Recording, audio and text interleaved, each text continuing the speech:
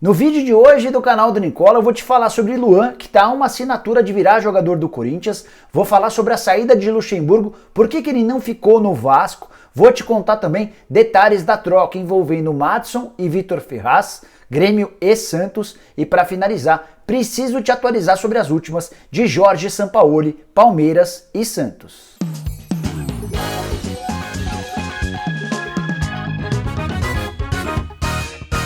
Fala aí pessoal, sou o Jorge Nicola, bem legal ter você aqui em mais um vídeo do meu canal. E antes de começar a te passar todas as informações que eu prometi agora há pouco, queria fazer um agradecimento especial ao Jonas, ex-atacante de Portuguesa, Guarani, Grêmio, Santos e Benfica. Foi ele quem me mandou essa camisa com a dedicatória, com autógrafo. Então quero agradecer muito ao Jonas e em homenagem a ele que eu faço o vídeo com a camisa do Benfica, a número 10 do Jonas. Queria dar uma dica também para você que é apaixonado por futebol e vive dando pitaco no seu time e no time dos outros, que o Sport Manager 365 é o fantasy de futebol mais legal que existe. Por lá você vai montar seu time online e vai pontuar de acordo com o que os jogadores fazem na vida real dentro de campo, de acordo com as estatísticas de cada um dos atletas. Para você participar do Sport Manager 365 é super fácil e o mais legal, se você mandar bem nas escalações, ainda vai ganhar dinheiro. Tem Campeonato Brasileiro, que já acabou, mas tem Champions League, Campeonato Espanhol, Italiano, Premier League, entre outros. Pega o link na descrição desse vídeo, se cadastra lá, valida todos os seus dados, porque ao validar os dados você já ganha $10 para começar a brincar. Bom, quero começar te contando sobre a troca fechada entre Santos e Grêmio envolvendo Vitor Ferraz e Madison, dois laterais direitos. O Ferraz vai jogar no Grêmio em definitivo, o Madison vai jogar no Santos também em definitivo. Não vai haver inclusão de dinheiro e nem envolvimento de outros jogadores. Até cheguei a ler em alguns lugares que o Santos pleiteava a possibilidade da inclusão de um outro atleta. Isso está descartado. Os dois clubes já concordaram com essa troca pura e simples. Aí você pode estar se perguntando por que o Grêmio aceitou um jogador 4 anos mais velho. O Ferraz tem 31 anos, o Madison tem 27. É que no entendimento do Grêmio, o Ferraz é mais jogador do que o Madison, a ponto de ter sido titular durante quase todo o período em que vestiu a camisa do Santos. O Madison não conseguiu se firmar no Grêmio, a ponto de ter sido emprestado nessa temporada de 2019 para o Atlético Paranaense. O Madison no Furacão jogou 32 partidas e marcou 5 gols, lateral bastante ofensivo. Já o Ferraz nessa temporada pelo Santos fez 48 jogos e marcou um único gol. Quero falar agora sobre Vanderlei Luxemburgo, que foi a grande novidade da sexta. Ele anunciou no meio da tarde que não renovará seu contrato com o Vasco, pegando todo mundo de surpresa, até porque pessoas próximas do Luxa e dirigentes do Vasco passaram a semana garantindo que havia uma proximidade, que as coisas haviam caminhado e que a renovação era uma questão de tempo. O Luxemburgo até postou um vídeo nas redes sociais explicando que o projeto e a questão financeira impediram o acordo. Antes de gravar esse vídeo eu procurei um dirigente do Vasco para entender como é que o Vasco via essa questão. E a frase que ele me disse é bastante interessante. Ele fala: desde o início o Luxemburgo pediu algo que ele sabia que o Vasco não poderia pagar. Nessa sexta-feira, no último encontro entre as partes, Luxemburgo continuou pedindo muito mais do que o Vasco podia e não houve acordo. O salário do Luxemburgo era de 300 mil por mês e ele pediu mais de 500 mil para ficar no Vasco da Gama, valor completamente fora da realidade do clube que tem passado por dificuldades, inclusive para pagar salários. Somente na semana passada o Vasco conseguiu pagar o mês de agosto para o Luxemburgo, ainda faltam os meses de setembro, outubro e novembro. E essa inflexibilidade demonstrada pelo Luxa nas negociações em relação ao novo contrato deixou a impressão nos dirigentes do Vasco que ele já tem alguma outra coisa no mercado. E clubes procurando o treinador não faltam no futebol brasileiro. O Palmeiras ainda não oficializou o Sampaoli, o Santos precisa de técnico justamente por causa da saída do Sampaoli, o Fortaleza pode buscar treinador se de fato o Rogério Ceni for confirmado no Atlético Paranaense,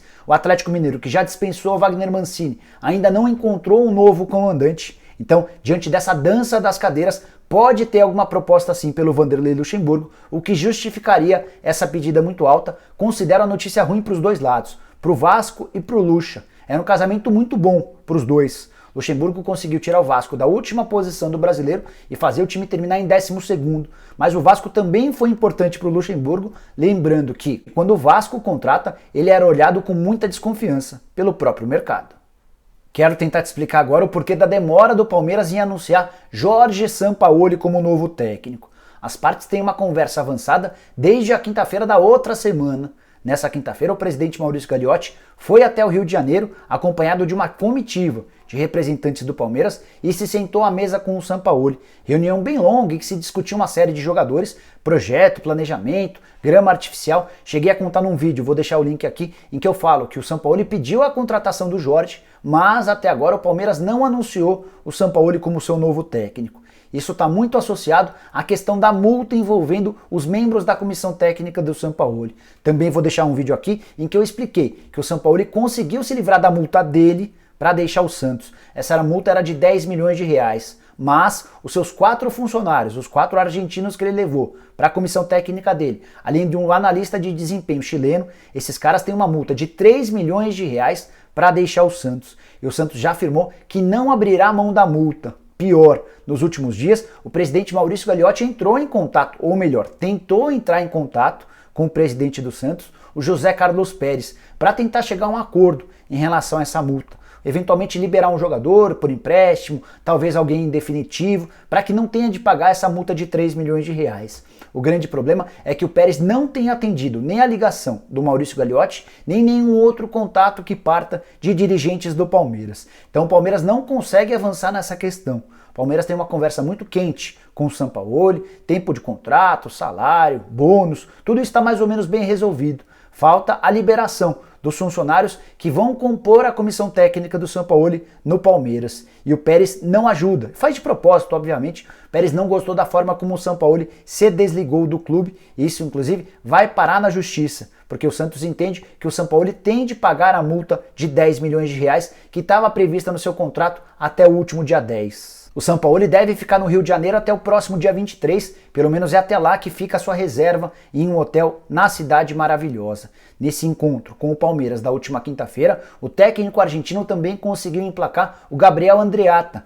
Ele era seu gerente de futebol no Santos, esse não tem multa para deixar o peixe e atuará como um braço direito do Sampaoli no Palmeiras. O Palmeiras já tem um gerente de futebol, é o Cícero de Souza. O Palmeiras explicou que não abre mão do Cícero nessa função, mas o Sampaoli conseguiu convencer o Verdão a contratar o Andreatta, que vai ser uma espécie de faz-tudo, vai ser uma espécie de aliado do Sampaoli no dia a dia de jogos e treinos. E para fechar sobre o Sampaoli, quero aproveitar para te contar que ele está comprando um apartamento por lá, um apartamento dos mais luxuosos, o que só reafirma a vontade dele em permanecer no Brasil. O cara, se fosse para a Europa, se fosse voltar para a Argentina, provavelmente não estaria comprando um apartamento de altíssimo padrão no Rio de Janeiro.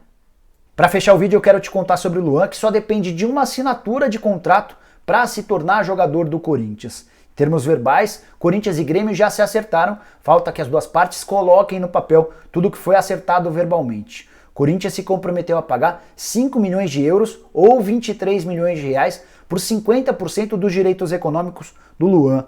Aquela possibilidade de inclusão de um jogador na negociação foi descartada depois da confusão que o Romildo Bolzan, presidente do Grêmio, causou, dizendo que não queria o Cleison. A verdade é que o negócio seria fechado por 5 milhões de euros, mais a ida do Cleison por empréstimo no Rio Grande do Sul. O torcedor do Grêmio não sabia desses 5 milhões de euros e ficou muito bravo com a notícia de que Luan seria trocado pelo Cleison pau a pau. O torcedor do Grêmio não aceitou e a repercussão foi tão grande que o Romildo voltou atrás e quase melou o negócio. Enfim, a coisa foi retomada, o acordo tem tudo para sair, resta apenas a assinatura do contrato e o Corinthians ficará com 50% dos direitos econômicos do Luan, que assinará um contrato de 4 temporadas. O Grêmio ainda vai manter 10% do valor de uma venda futura e, a partir de agora, vai começar a usar esse dinheiro para buscar mais reforços. O Corinthians deve ter esses 23 milhões graças a um empréstimo junto ao Banco BMG, que é seu patrocinador master. Na minha opinião, esse acordo acabou sendo bom para todas as partes.